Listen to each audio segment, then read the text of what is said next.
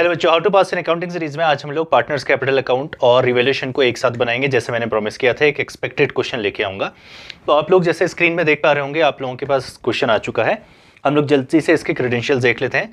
A B Aman और Vishwas are the partner, C is coming for the as a new partner. ठीक है, balance sheet is given. तो पुराने partner 3:2 के हैं। जितना हम लोगों को जानना है बस उतना ही जानना है। हम लोगों को जानना है कि पुराने पार्टनर कौन है और उनका रेशियो क्या है। ठीक है, तो हम लोग को सबसे पहले इसमें क्रेडेंशियल्स भरने होते हैं। तो A and B are the partners और C is the new partner. ठीक है, तो C is my incoming partner. A और बी का जो रेशियो 3:2 है। अब पार्टनर्स कैपिटल अकाउंट में हम लोग जो सबसे पहले इंफॉर्मेशन हम लोग भरेंगे वो है पार्टनर्स की कैपिटल। ठीक है, तो ए की कैपिटल है 2 लाख और इसकी कैपिटल है 1.5 लाख। ठीक है, तो मैं इसको ऐसे लिख देता हूं। और लिखते क्या है हम लोग लिखते हैं by balance brought down. Second thing we have to find out any reserves are given in the question और नॉट। अगर रिजर्व्स गिवन है तो उसको ट्रांसफर कर लेंगे। क्रेडिटर एक लायबिलिटी है, वो उसमें नहीं आएगा। एम्प्लॉइज प्रोविडेंट फंड एक ट्रिक है, इसके पीछे फंड लिखा होता है, रिजर्व है, लेकिन it is considered as liability, ये स्प्लिट अप नहीं होती। General reserve yes 40,000 will be distributed, तो हम लोग लिखेंगे बाई जनरल रिजर्व्स। ठीक है, now what is the amount of general reserve 40,000 को हम लोग 3:2 में स्प्लिट अप करेंगे। तो जैसे हम लोगों को पता है कि 40,000 को डिवाइड करेंगे रेशियो के टोटल से, दैट इज 5। 3 + 2 becomes 5, तो इसकी कॉमन वैल्यू आ जाएगी 8,000 multiply by 3 and 8,000 multiply by 2 for A and B. तो ए के हिस्से में जाएगा 24,000 और बी के हिस्से में जाएगा 16,000। तो 40,000 का डिस्ट्रीब्यूशन हम लोगों ने कर दिया। ठीक है, नेक्स्ट डिस्ट्रीब्यूशन है आपका, देख पा रहे हैं आप, अगर जनरल रिजर्व के नीचे है आपके पास इन्वेस्टमेंट फ्लक्चुएशन फंड्स। अब इन्वेस्टमेंट फ्लक्चुएशन रिजर्व के सामने आपको चेक करना है कि क्या बैलेंस शीट के अंदर इन्वेस्टमेंट्स गिवन है या नहीं, क्योंकि हमारे पास इन्वेस्टमेंट्स गिवन है 50,000 के। Now we have to check whether the value of investment is increasing और डिक्रीजिंग। अगर डिक्रीज हो रही है तो इसका रिजर्व का फायदा उठा पाएंगे हम लोग, अदरवाइज ये भी पूरा डिस्ट्रीब्यूट हो जाएगा। तो if you can check out the market value of investment is 20,000। जब हम लोगों ने इन्वेस्टमेंट खरीदा था तब उसकी वैल्यू 50,000 थी, लेकिन मार्केट वैल्यू मतलब करंट वैल्यू उसकी रह गई है केवल और केवल 20,000। तो हम लोगों को कितने का घाटा हुआ है, 30,000 का हम लोगों को एक्सपेक्टेड लॉस है। ठीक है, यहाँ पर को साफ साफ लॉस दिख रहा है, लेकिन हमारे पास इन्वेस्टमेंट फ्लक्चुएशन रिजर्व 50,000 के हैं। तो मैं इसकी क्रोनोलॉजी समझा देता हूं कि जब इन्वेस्टमेंट खरीदा था तब था 50,000 का। ठीक है, और आज उसकी मार्केट वैल्यू हो चुकी है 20,000, तो हम लोगों को साफ साफ 30,000 का लॉस है। लेकिन इस लॉस को बेयर करने के लिए हम लोगों ने 50,000 का इन्वेस्टमेंट फ्लक्चुएशन रिजर्व ऑपरेट करके रखा था। तो this 30,000 will be dealt with, मतलब वो डील किए जाएंगे इसमें से। तो जो वैल्यू बचेगी वो बचेगी 20,000 की वैल्यू। ठीक है, गॉट द पॉइंट। तो 20,000 हमारे पास अभी भी हैं जो डिस्ट्रीब्यूट किए जा सकते हैं। इसका मतलब द थिंग इज कि इन्वेस्टमेंट की करंट वैल्यू गिर चुकी है, और जैसे आपको पता है कि रिवैल्यूएशन अकाउंट इसी को डील करता है, इंक्रीज और decrease in the value of asset और लायबिलिटीज। लेकिन हमारे पास टोटल लॉस, जब मैं करके दिखाता हूं, अगर हम लोगों को उसको ऐसे लिखना होता तो हम लोगों को लिखते इन्वेस्टमेंट्स की वैल्यू कितने से गिर गई है, इन्वेस्टमेंट की वैल्यू 30,000 से गिर चुकी है।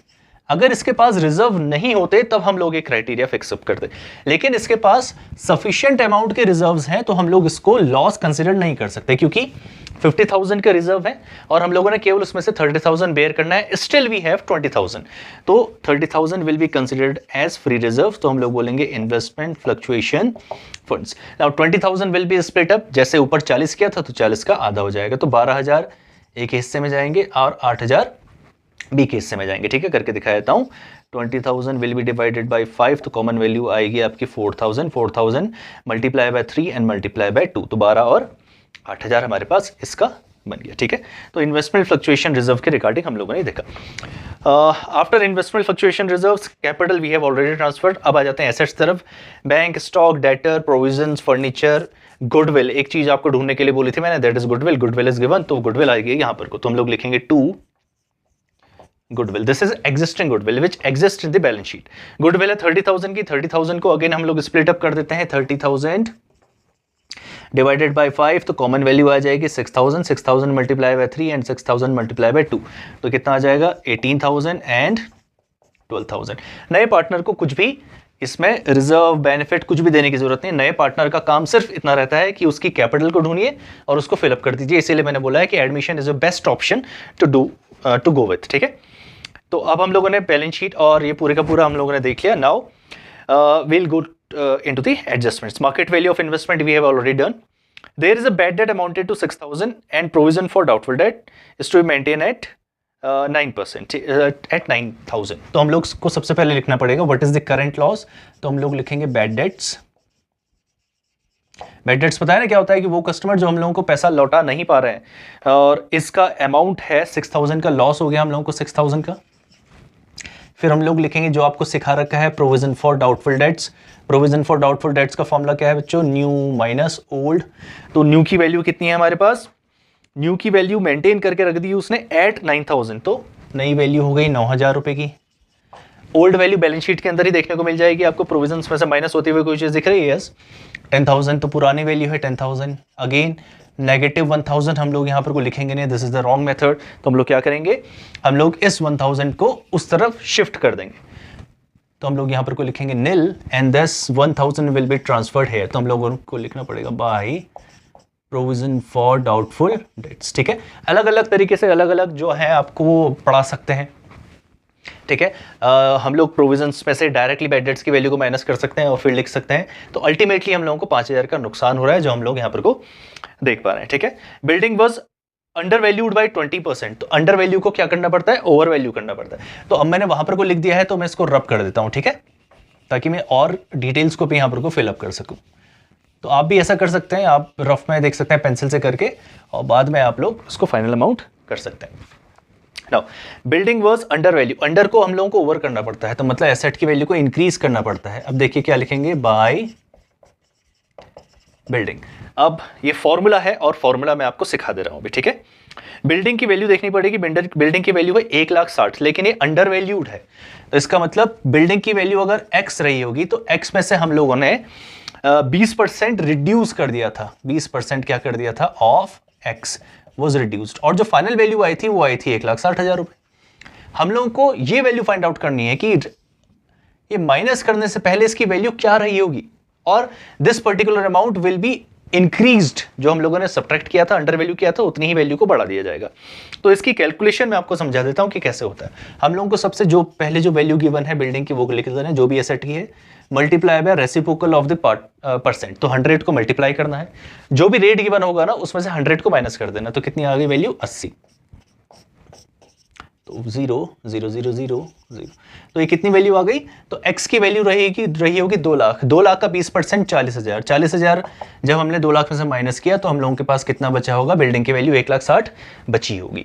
तो अब हमको पता चल गया कि 1,60,000 में कितना जोड़ें कि 2 लाख बन जाए। तो आप लोगों को कितने से ओवर वैल्यू करना पड़ेगा उसको, 40,000 रुपये से। दिस इज योर एक ट्रिकी चीज है, लेकिन हाँ आप लोग कर सकते हैं इसको, क्योंकि हम लोग ये चीज पर्टिकुलर एक बार पहले भी देख चुके हैं at the time of preparation of the revaluation account and at the time of realisation account. ये हम लोग देख चुके हैं कि कैसे करते हैं। Stock is over valued bye 20%। तो ओवर को अंडर करना पड़ेगा, तो हम लोग को लिखना पड़ेगा टू स्टॉक।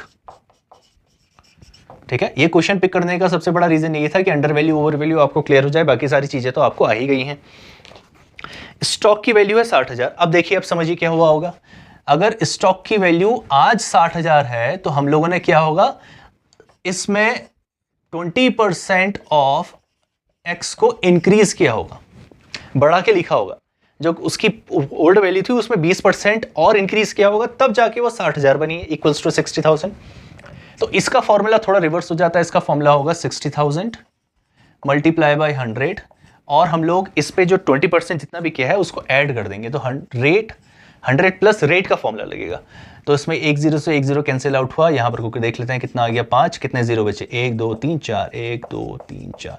तो x की वैल्यू रही होगी 50,000, जिसमें से हम लोगों ने 50 का 20% मतलब 10,000 बढ़ाया होगा, तब जाके उसकी वैल्यू 60,000 पहुंची होगी। तो हम लोगों को 60,000 की वैल्यू को फिर से 50,000 बनाना है। तो क्या करें, उसकी वैल्यू को 10,000 से हम लोगों को रिड्यूस करना पड़ेगा। तो ओवर वैल्यू को क्या करना पड़ेगा, अंडर करना पड़ेगा। तो हम लोग लिखेंगे यहां पर को 10,000। ठीक है, goodwill of the firm valued at, ये हम लोगों को ध्यान में रखना है। बस अब ढूंढना है कि जो नया पार्टनर है वो कितने की कैपिटल लेके आ रहा है। वो कैपिटल लेके आ रहा है 1,30,000 रुपए की। ठीक है, and our thing is done here. तो हम लोग लिखेंगे बाई कैश अकाउंट 1.3 लाख। ठीक है, ये पॉइंट है, मतलब 1,30,000 रुपये लेके आ रहा है। गुडविल का ट्रीटमेंट हम लोग स्किप कर रहे हैं क्योंकि वो बहुत कॉम्प्लेक्स है, और हम लोग जैसे कि हम लोग how to pass an accounting मतलब पास होने की क्राइटेरिया को फॉलोअप कर रहे हैं, तो हम लोग इसको स्किप कर देंगे क्योंकि गुडविल का कैलकुलेशन अननेसेसरी आप लोगों पे बर्डन डालेगा, काफ़ी कॉम्प्लेक्स है, अलग अलग चीज़ों पे अलग अलग उसकी डीलिंग्स होती हैं, एडमिशन में अलग होती है, रिटायरमेंट एंड डेथ में अलग होती है, और चेंज इन PSR में अलग होती है। तो गुडविल अगर आप लोग मेरे पुराने लेक्चर्स में से देख सकें या फिर किसी और के उसमें से देख सकें तो आप देख सकते हैं, लेकिन वो मैं एडवाइस नहीं करूंगा, वो तो आप तभी करें जब आप पूरा का पूरा ये course how to pass an accounting सारी डेज को कंप्लीट कर चुके होंगे। उसके बाद एज एन एडिशन आप अगर आप करना चाहें तो कर सकते हैं, अदरवाइज उसको स्किप कर दीजिए, क्योंकि अगर आप इतना भी करेंगे तो आप हाउ टू पास मतलब वो पास होने की क्राइटेरिया को फुलफिल कर सकते हैं। अब जैसे कि आपको पता है कि पार्टनर्स कैपिटल अकाउंट हम लोग फिनिश नहीं कर रहे हैं, हम लोगों को सिर्फ रिवैल्यूएशन को फिनिश करना है, उसको ट्रांसफर कर देना है। तो इसके तो हम लोगों को फुल के फुल मार्क्स लाने हैं बच्चों, और इसके हाफ मार्क्स लाने हैं। तो अगर 3 और 3 डिवाइडेड बाई होता है या फिर 2 + 4 भी होता है तो 2 मार्क्स इसके आगे, तो आधा नंबर 1 तो 3 नंबर आ जाएंगे। और अगर 3 नंबर और 3 नंबर हो रहा है तो बहुत ही अच्छी बात है, 4 फिर भी आपको मिनिमम 4 मार्क्स तो इसमें सिक्योर करने हैं। कौन सी साइड बड़ी है आप लोगों को देख पे आ रहे हैं कि यहाँ पर को है 41,000 और यहाँ पर को है 16,000, ठीक है। तो हम लोग वैल्यू लिख लेते हैं, 41,000 इज अवर बिगर वैल्यू, तो वो दोनों तरफ ट्रांसफर हो जाएगा। लेट मी चेक किया क्या वही और भी सारी चीजें हैं जो हम लोग को नहीं, और कुछ भी नहीं है। नाउ कितनी वैल्यू आ जाएगी हमारे पास, 41 और 16 माइनस 16,000, तो 11 में से 6 गया तो 5 आ गया, और ये 3 हो गया तो 25। तो हमारे पास कितनी वैल्यू बच रही है, तो हमारे पास प्रॉफिट बच रहा है 25,000 रुपए का, ठीक है। Now this 25,000 will be split in A and B in their old PSR, that is 3:2। तो हम लोग देख लेते हैं कैसे डिवाइड होंगे। 20,000 डिवाइडेड बाई 5, तो कॉमन वैल्यू कितनी आ गई बच्चों, 5,000। 5,000 गुणा 3 मतलब 15,000 will be given to A and 5 multiply by 2 it means 10,000 will be given to B, ठीक है। और लिखने का तरीका आपको पता ही है, to profit transfer to A's capital account and B's capital account. तो हम लोग यहां पर को लिखेंगे to profit transfer to A's capital account जो 15,000 है, और बीज कैपिटल अकाउंट जो 10,000 है, ठीक है। 2 बन जाएगा बाई, इसका मतलब जिगजैग ट्रांसफर होगा, तो हम लोग लिखेंगे यहां पर को बाई रीवैल्यूएशन अकाउंट, और ए को मिलेगा 15,000 और इसको मिलेगा 10,000, तो 25,000 का बंटवारा, ठीक है। स्टेप मार्किंग में देखिए आपने ये ट्रांसफर किया है, ये ट्रांसफर किया है, ये ट्रांसफर किया है, ये भी किया है, ये भी किया है, ये भी किया है। ऑल्दो अगर आप लोगों को इन्वेस्टमेंट फ्लक्चुएशन रिजर्व का ट्रीटमेंट थोड़ा सा भी कॉम्प्लेक्स लगा हो तो आप इसको जैसे भी करके आएंगे, इसके अगर आप मार्क्स एक्सक्लूड भी कर दें, हटा भी दें, स्टिल आप लोग स्टेप मार्किंग में अच्छे खास मार्क्स लेके आ सकते हैं। मिनिमम 1 मार्क्स तो आप लोग सिक्योर कर ही लेंगे पार्टनर्स कैपिटल का।